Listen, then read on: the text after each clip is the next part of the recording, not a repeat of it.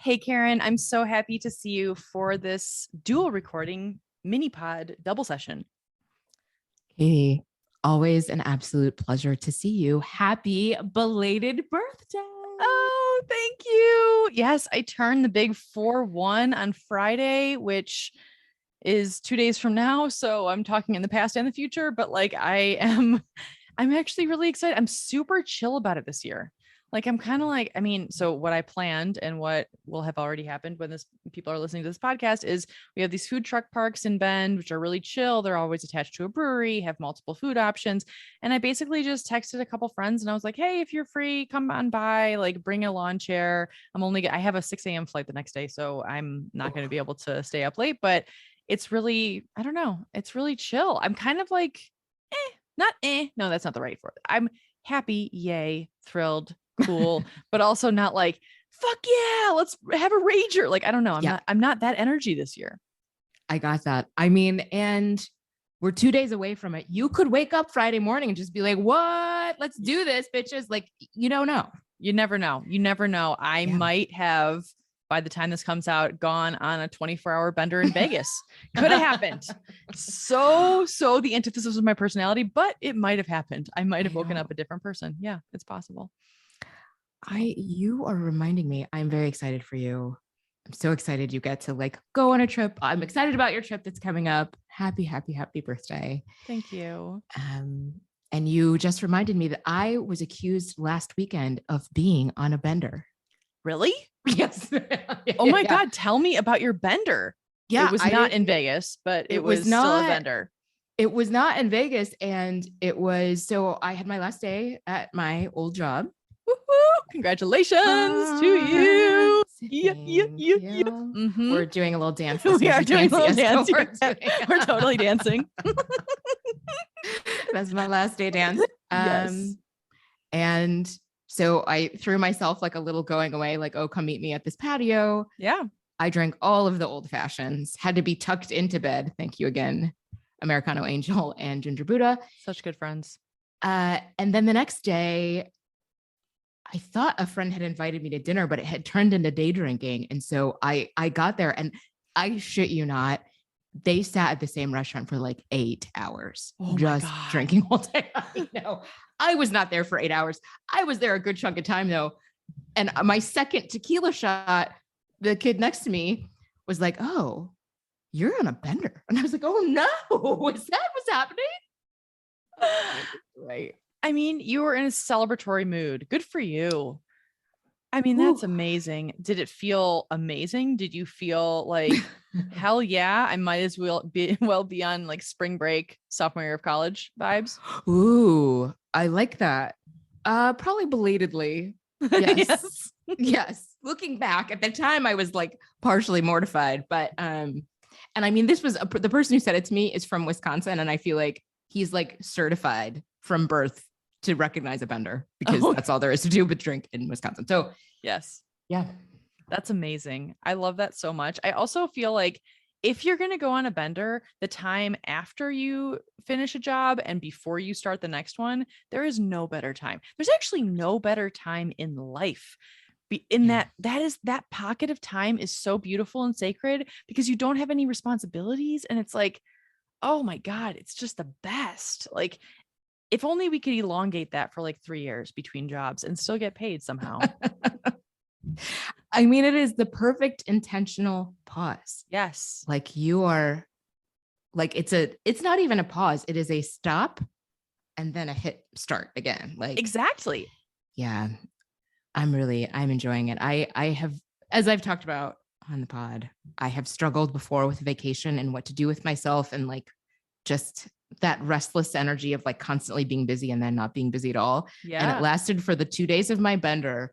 And then I woke up Monday and it was just like, yes, I was born for a life of leisure. Like I just, since then, I've done nothing. I am a woman of leisure and I just relax all day and I don't check my phone and I might do some errands that are very, very leisurely.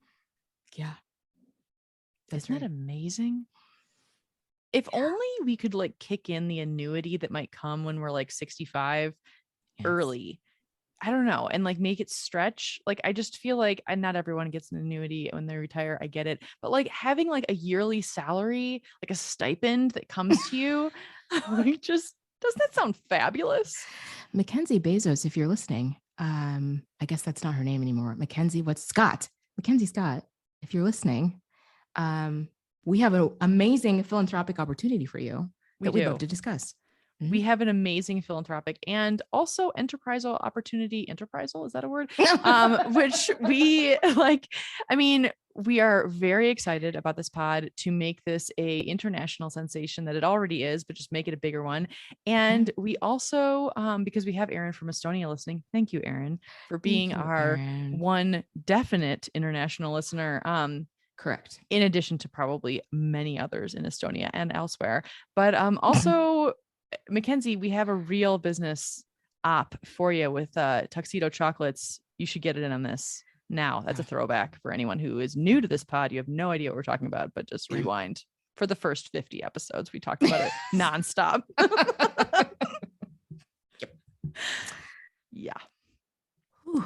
Yes. But okay, I really am so excited for you. Congratulations. And Thank you. The place that you are going is so lucky to have you. And it's just so exciting that you have this break. And yes, thank you for the birthday wishes. And yeah, it's just, I mean, your birthday's like less than a month away also. Ooh, I know. I know. Mm-hmm. Amazing. Whew, I've already started telling people I'm 47. I just am trying to ease myself into it. It just feels like I am not mid. It's like mid to late. I don't know. 47. I just say 47 now. It is like, what is it? Is it mid? Is it late? Is it right? Mid late-ish? Like, I don't, how do you, yeah, I don't know. There's, how do you define that? Just saying the number is better. I agree. Yeah. Mm-hmm. So yes, but I will say that listeners, if you listen to our last podcast, thank you for listening. Again, Dr. Tanya Israel, thank you most of all for coming on and having the conversation we had. Yeah, it was I was just about to say humdinger, who no one says that, but like I was just about to say like it was a humdinger of an episode. Oh, Katie, you're not 41 yet. Don't go like yeah, right. I'm accelerating to 97. Yes, I'm gonna skip a few years and only speak in like, 1940s vernacular. But yeah, I think it was pretty incredible. Pretty incredible. I have had so many people thank me and thank us for having the conversation and for being so open. And the truth is, we don't know any other way to be. It's so true. This is who we are, people. If you don't know by now, this is the essence of our beings. Yes. And we don't script these. We don't do takes. We don't plan them out. Like Tanya legit sprang that on us in real time. Yeah. And we're like you heard it. Mm-hmm. Yes, exactly. It was just like, of course we're going to go on this journey with you. We love you. We trust you. We want to see where this is going to go. Let's do it. Yeah. It was so incredible. And listening back to it, even for me having experienced it, like I had a different experience just listening to it and listening to all of our responses to her questions. And I so appreciated her generosity and being willing to even go there with her experience. It wasn't just, her being a facilitator, not just, but it wasn't the questions exclusively. It's like she was part of the conversation. Like, yeah, it was something. I'll be listening to that again. I agree. Same. Mm-hmm. Absolutely. So, but today's mini pod, I love the idea, Karen. Thank you for bringing it up. Please take it away. I cannot take credit for this. Thank you, Ginger Buddha and Risky Denise, for this idea. So Denise is a dear friend of Ginger Buddha. I saw them today briefly, and I love that her name's Risky Denise. Oh, there's a whole story there. I won't even get into it. She's Risky Denise. And so Denise was having a conversation with a younger relative. I'll just say that, with a 21-year-old relative who was like struggling, and Denise just turned 40 and was imparting the wisdom. She said, the way she put it was like, of 15 years of therapy and just like 40 years of life, right? Like, yeah, you just realize at 40, you have a lot to say to a 21-year-old. And so their idea, Tori and Denise, were like, you guys should do an episode on what would you say to your 21-year-old self now? Oh my. Okay, first off, I love this idea so much. So thank you for Risky Denise and Ginger Buddha, of course, always, for coming up with this. You know what's really weird, Karen, is the thing that comes to me first is I feel there's part of me that still feels like I'm around my early 20s. Like I still feel like I so identify with the person I was back then. Like, yes, I'm a lot older, but I also am like, am I really turning 41? Shit, really? Like, how? I mean, not how did that happen? I'm happy it happened. I'm not, I'm not like, being depressed about it. I'm actually really thrilled that I like am, on this planet right now. But like at the same time, like, man, it doesn't feel that long ago, like I have friends right now who have middle school children who are like 13, 14. I'm like, I remember when I was 13 or 14. Like, it just doesn't seem like that long ago. I know. I mean, I have friends, I'm 47, so I have friends whose children are out of college. Yeah. What the Wild. fuck? Wild. Yeah. Like in the workforce. Oh, like full on. Like the kids I babysat for are in their 30s. Oh my God. Right. Woo. Yeah. Okay. I hear you. Yeah. Yeah.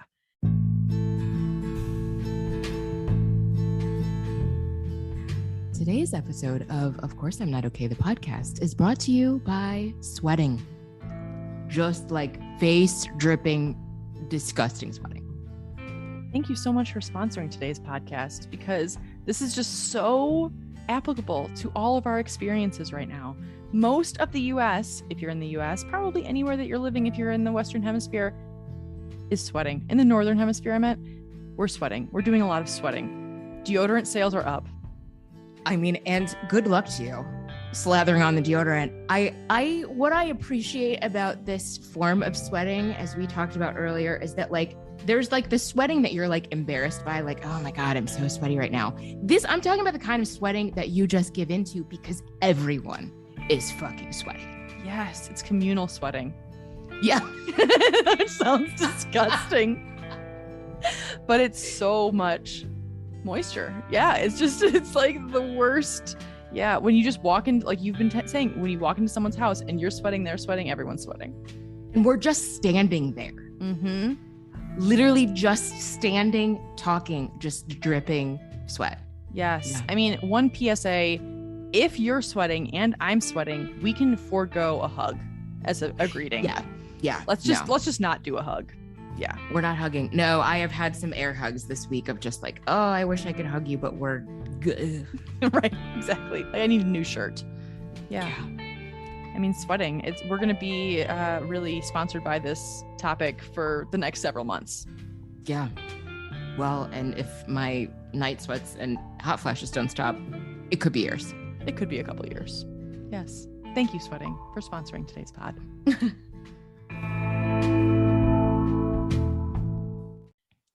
I don't even know what I would start with. A lot of things. If I were having, like, I have to like put myself in a position where I can picture myself having a conversation with my 21-year-old self. So like, I would like to think of this as a very casual coffee date where like I'm wearing a very warm, expensive wool cardigan and like sipping a decaf latte because I can't have caffeine. And just like really, like having some bifocals on, not really, but like, you know what I mean? Like I'm trying to like really put myself in that space. And like, there's a fire going, it's winter. And, oh my God. Okay. Oh my God. I'm making this shit up, clearly pulling it out of my ass. But yeah, so that's the setting. So I am not really, I don't wear cardigans. I mean, maybe I have one, I don't know, but like, I don't think they're really, thick anyway. I'm getting away from the cardigans. The point is that if I was sitting down with my decaf oat milk latte and talking to my 21-year-old self, shit. All right. Well, the truth is if I was talking to, so 21, yes, but if I was talking to like my 19-year-old self, I would tell that 19-year-old self to start drinking. Like I really, really would. I really would. Wait, what? I'm not even kidding. So here's the thing. So I grew up like really afraid of alcohol, like legit, like terrified of alcohol. And so I never drank until my 21st birthday, for real. And so like, yeah, go ahead. So Sorry. you and I have this in common, Katie, and I did not know that. Wait, really? Seriously? I had my first ever alcohol on my 21st birthday. Same. Oh my God, Karen, I had no idea. I didn't know this about you either. Is it because you were terrified of? Oh yeah, I mean, I had a lot of Yeah, yeah, I got some. Yep. I got some yeah, as well. Thanks, Yeah. fam. Thanks, family. Yep. Yes.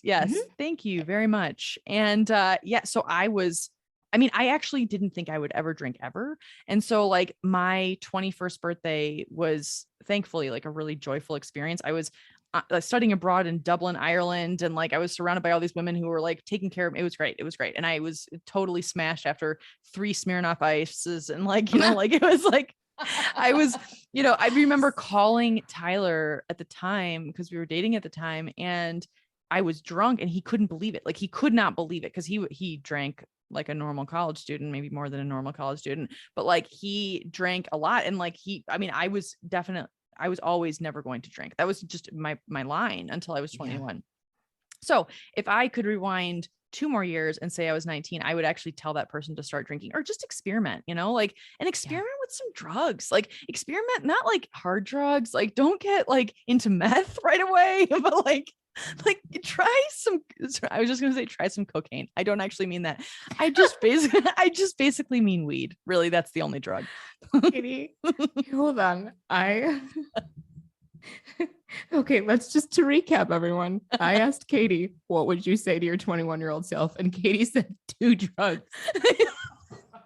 I mean, in a controlled environment. God. Yeah, I didn't know that was going to come out, but yeah, I think the theme here is to let a little loose. That's really the theme, to kind of take your foot off the brake pedal for a hot fucking second. That's the truth. And so if I was in my cardigan with my oat milk latte, I would tell my 21-year-old self, I'm so happy that you have maybe tried a few recreational easy drugs and not really gone hard onto that, but then got over it and you're good now. But also congratulations for hopefully drinking already, which I hadn't really. So to your meeting with your 21-year-old self, you're bringing shrooms. Yes. Some natty ice. Yes. Some weed gummies. I'm bringing an entire package of CBD as a good, wean off of the weed gummies. Yeah. Yep. Like, oh gosh. Yeah. So that's me. So what are your thoughts? I can definitely, I mean, I could even do this in like order, like top 5 things I would say, but I'm open to however we want to structure this combo. So feel free. What is your setting? And also you don't have to repeat what I said. So go ahead.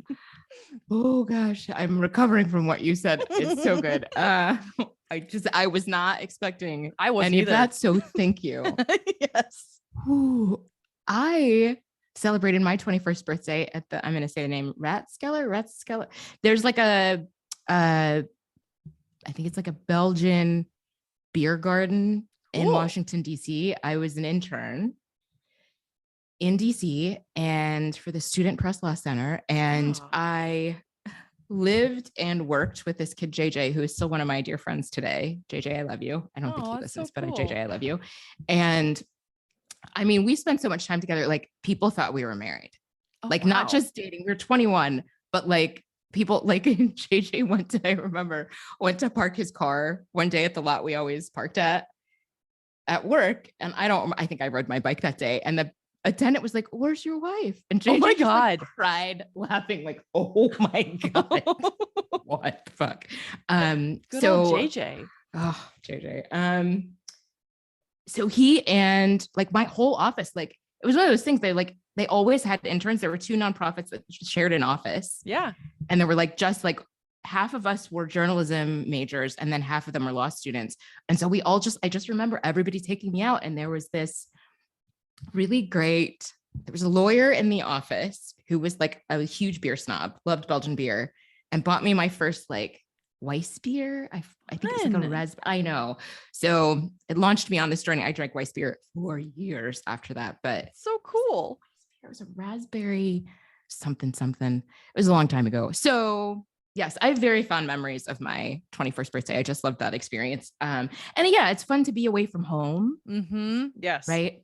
Very much. What would I say to her though? I would definitely tell her to take more pictures of herself. Oh, that's so nice. What do you mean? Well, because now I have a gazillion photos of myself from a certain age on because I have a camera. We all have high powered cameras in our pockets at all times. Totally. But then somebody had to have a disposable camera or a camera. Yes. So on hand, which was not always, that's like kind of uncommon unless you're on vacation. well, exactly. And like, if you had the disposable camera, then you actually had to go and get the film developed, right? Like pay for it at Walgreens, all that stuff. Oh my gosh, hope to God there's nothing in there that's going to get the Walgreens manager to like call the cops on you, right? Like, yeah. Yeah, my friends used to like to take the camera into the bathroom with them and come back. You know gosh. what I mean? Like, no, 21-year-old boys, you're never great. Knew what was going to happen. Yeah. So the OG dick pic. Sorry. That's awful. That's so gross. No. It's so awful. Awful. Also, I'm going to probably edit that out. Like, that's awful. No, you have to keep that in. Grow up. So I think that is one thing I would say to her. Like, I have a couple images of what I looked like then, like my college graduation. Yeah. Or like, just random. I have this hilarious photo of JJ and I in the office, right when we were interns. And I'm sure like our intern, who we're also still really good friends with, like the head of our intern program, Mark, has photos of us probably. But like, yeah, I think it's a random thing, but it's also like, I'm realizing because I feel like one of the things that I was thinking about saying to her was like, girl, you look amazing. I don't know what you look like, but I'm sure however you look, you are so self-conscious about, I would kill for whatever body parts you have right now. Yes. But I was also thinking like, I don't know. I don't remember exactly what I look like. Yes. I love that. Yeah. I think I would say the same. Like, I think I would say like, start wearing more risque things in general. Like, I just wear lingerie in public. No, not really. Oh my God. Do drugs, drink, and wear your underwear. But like, I mean, this is a theme. This is bad. You are like the ghost of Hoochie Future or something. I don't know. The thing is, I never would have done any of this shit. I never, even to this day. I mean, I say all these things.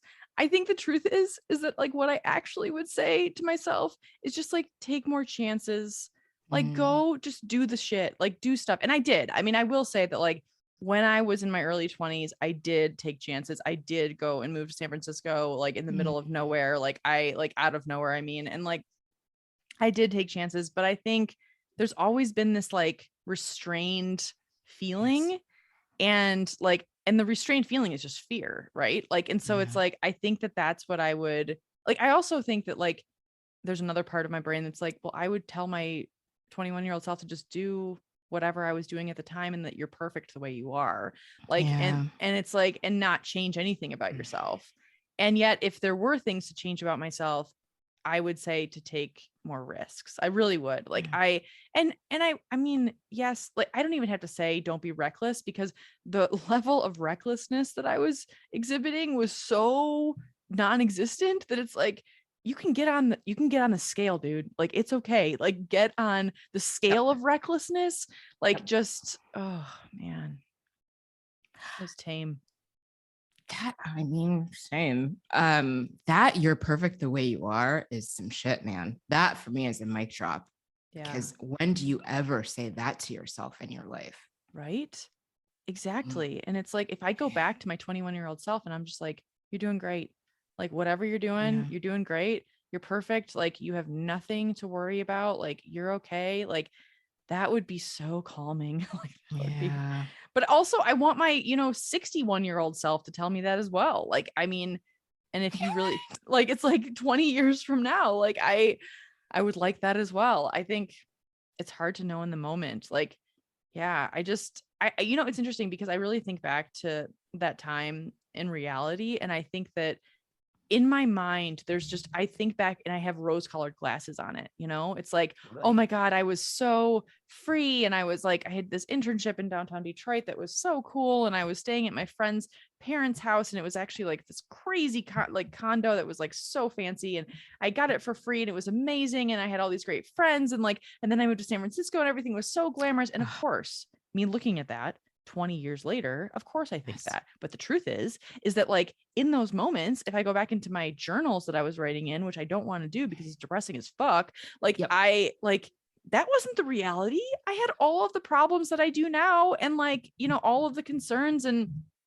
it's just interesting to go back and like think that you were a certain way and then not be exactly that way.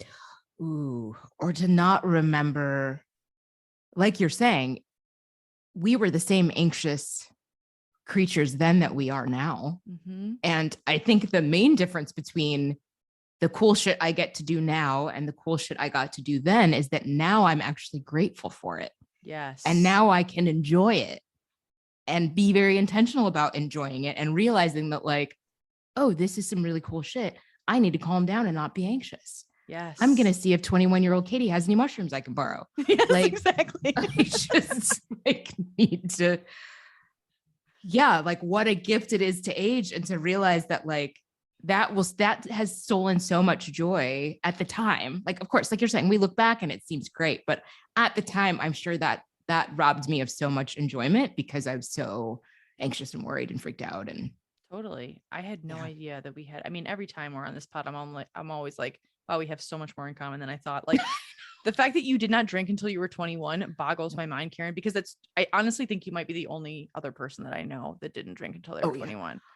You definitely are one of the only people. I have one other friend who worked with me at the newspaper who I don't think drank. Yeah. And I mean, it's awkward. It is awkward. It's awkward to be the outlier. And I feel like I got really defensive about it. Same.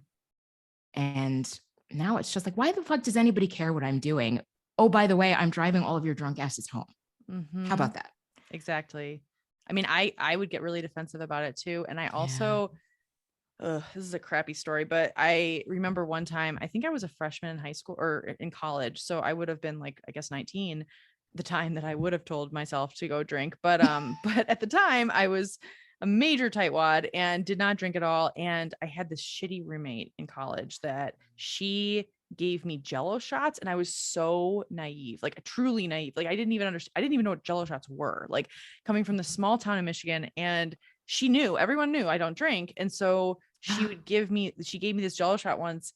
And I was like, oh, well, it's not like, there's an alcohol in it. And she's like, no. Like I made this one part without alcohol. And then I took it and she was like, oh my God, you have straight vodka. And they're like, and she just laughed and laughed and laughed at me. And I wanted to punch her in the face. And I had like this anxiety attack and it sucked. And so like, the thing is that like, that was also traumatizing because it's like not normal I mean, fuck that girl, but like, Yeah, I want her name right now. I want to go punch her in the face right now. Seriously, like, same. I know. I'm like, oh man. But she actually apologized years later, like on Facebook, years later. And it was weird because I was like, oh, talking about it now, I'm like, oh, that's so annoying. But like it, I got over it like at the time. And so it's just interesting that she would have felt so bad. Did she apologize as part of a 12-step program? I mean, actually, oh man, legit. Like, I mean, actually, like not even kidding. Cause like that was part of the experience for her, like she was like not okay. Like she would like, yeah. So, I think all of us know those people in college that are like actually not okay. Or not, not okay. And yeah, some of them turn out fine. Totally. And I hope she's well. I honestly do. Like I have nothing against her now, but it's been a very long time. So, but yeah, it's like when you don't drink and you're 20, 19, 20, and then you turn 20, it's like, it's kind of a weird social pariah vibe, but. Absolutely. Well, and I definitely associated drinking with a loss of control, which was not something I was looking for at 21. Yep. At same. 18, 19, 20, not interested at all. Mm-hmm. So I also think that one drink was like a direct line to alcoholism. I thought that was like a guarantee. Like after one drink, of a non-O'Doul's drink that I would be like for sure in the 12-step program. Like, yeah, fun times. Yeah. It's also hard looking back because how was I 21? So I turned 21 and then I had my senior year of college, right? And so I don't really think I drank. It's not like this did not start this like pattern of drinking a ton. No, same. I don't feel like I spent senior year like drinking a lot. Mm-hmm. And what it brings up for me is my rage around U of I, where I went at the time being the date rape capital of the United States. Oh my gosh. And that if you had been drinking, the state's attorney and the county would not prosecute your case. Wait, seriously? Mm-hmm. If the woman had been drinking, he would not prosecute your case. What the fuck? So how is this even? You didn't even graduate that long ago, Karen. Like that is absolutely no. I graduated from college 25 years ago this year. That's 1997. There are no words. And I think that fucker stayed in office for a long ass time. Anyway, it also just brings up for me, I think the messages, like I had my own internal messages about alcohol, and then I watched alcohol fuel terrible things happening to the women around me. Yeah. Not that it's their fault, and that's not what I'm saying at all, but I think like I said, I associated it with a loss of control that I was in no way interested in at all. Yeah, totally. Makes so much sense. It's so logical when you really like have, distance from it. That's horrible. Oh my God, that's horrible. Oh my fucking God. I gotta look that guy up. What the fuck? That is so just another example of trying to control women at all costs.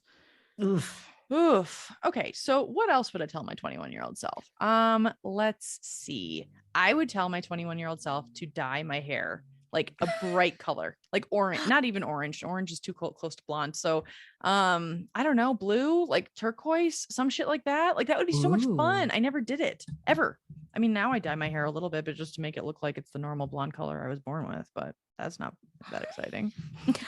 I mean, it is. Katie, we can do some of these things now. I know that's true. You're right. Shit. Good. That's a really huge revelation, actually. You're right. Yeah. We can. Yeah. We're 40-something-year-old ladies. Mm-hmm. How many things do we wish we would have done when we were 21 that we can actually still fucking do? That's a mic drop right there. Thank you for mentioning that. What would that even be? Anyway, I don't mean to steamroll, but yes. What else would you tell your 21-year-old self? No, I love this idea of like, well, and now, of course, I'm thinking, what would my 21-year-old self tell me? Oh, shit. Oh. I don't even know. Oh my God. I never ever thought like, I never thought about my future in that way. Like never. No, ever. It never even occurred to me to think about it. No. I was not one of those people who's like, by the time I'm 40, I'm going to do this. And by the time I just was like, let's just see where this shit goes. Yeah. Like I think that I had this, like, I remember telling my brother that I was like, oh, when I'm 24, I'm going to get married. When I'm 27, I'm going to have my first kid. When I'm 28, I'm going to have a second kid and whatever. But like, that was a very finite amount of time that I actually said all those things. And I think by the time I was 21, I wasn't saying any of that shit. Thank God. And so like, I don't know. Yeah. I also could never have guessed that I would have left Michigan when I was 21. Like maybe I would have thought about it. I never was like 5-year plan in 5 years. I'm going to be doing that. No, it truly never even occurred to me. No. Weird. Huh. Yeah, that's weird. That picturing that conversation, like that it's not just a one-sided conversation like this. They also have things to say to us. And what would they say? That's the stumper. That's like hard for me to imagine. Same. I mean, I think I would have probably just been like, I hope you're happy. Like, I hope you're healthy. Right. I hope the people you love are happy and healthy. Like, but yeah.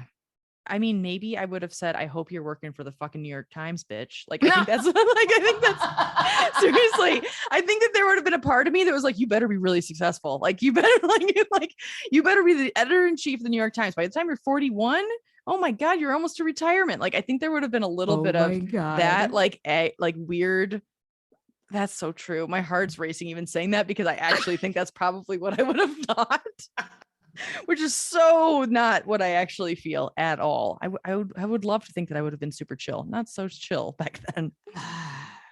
I mean, I definitely think 21-year-old me would think that the fact that I worked at the Reader was the coolest fucking thing. Like she would never be able to believe it. That's She awesome. would never believe it. Yeah, yeah. I do think that that's true.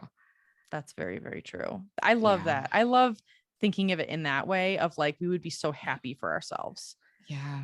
Yeah. I think my 21-year-old self, if she knew that I spent 16 years in San Francisco and Chicago, I think she'd been like, wow, like, that's so awesome. Like, oh my God, you traveled through Asia for a year. Oh my God. Like, that's so cool. Like, I think she would have been like, that sounds like fun.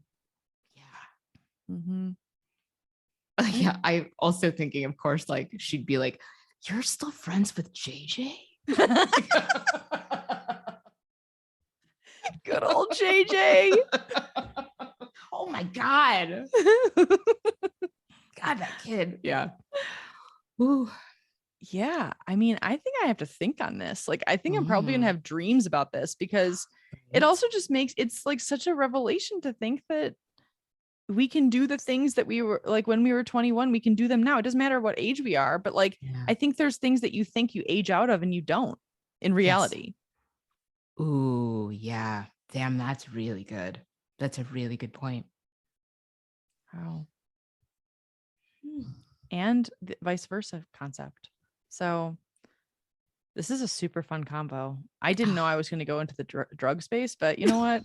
Whatever. And lingerie, Katie. You told 19 or 21-year-old you to wear your underwear on the outside.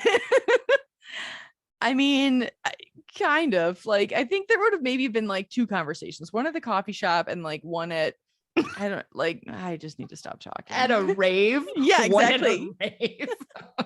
While we're dropping acid together. Because that's what I do now, obviously. Oh my God. Oh my God. Oh my God. Yeah. I feel like this is a stage play I would go see. Seriously. People having conversations with their 21-year-old selves. I would too. I would see that stage play and I would see like it would be so cool to see it in like real stuff. Like each actor actually saying what they would really say to, or it wouldn't even need to be actors. Like it could be, 10 people who, I mean, just, they illustrate what they were, and then they could actually like, act it out like one woman or one man shows where it's like they're a 46-year-old self and then they like turn and they're the 21-year-old self and then they, yeah. I don't know. One is wearing a cardigan in my fantasy, and the other one's wearing apparently like a G-string. I don't know. Like, but I think the 41-year-old you is the one wearing the G-string because you're just like, no, do it. Yeah. I'm doing it. You should do it. You're right. My 21-year-old self would be wearing like a full turtleneck, boots, like a beanie hat, not any skin showing. Oh my God. And 41-year-old you's wearing a crop top. It's winter in a crop top. Totally. Just sip my oat milk latte. Short shorts and tights. Yep. Oh my gosh. Okay. Well, this has been really enjoyable. And thank you so much, Risky Denise and I was going to say Americano Angel, but hi, Americano Angel. I always appreciate you also, but also Ginger Buddha. Thank you very much. This was a really good one. This was a fun topic. So thank y'all. This is so fun. We'll see you next week.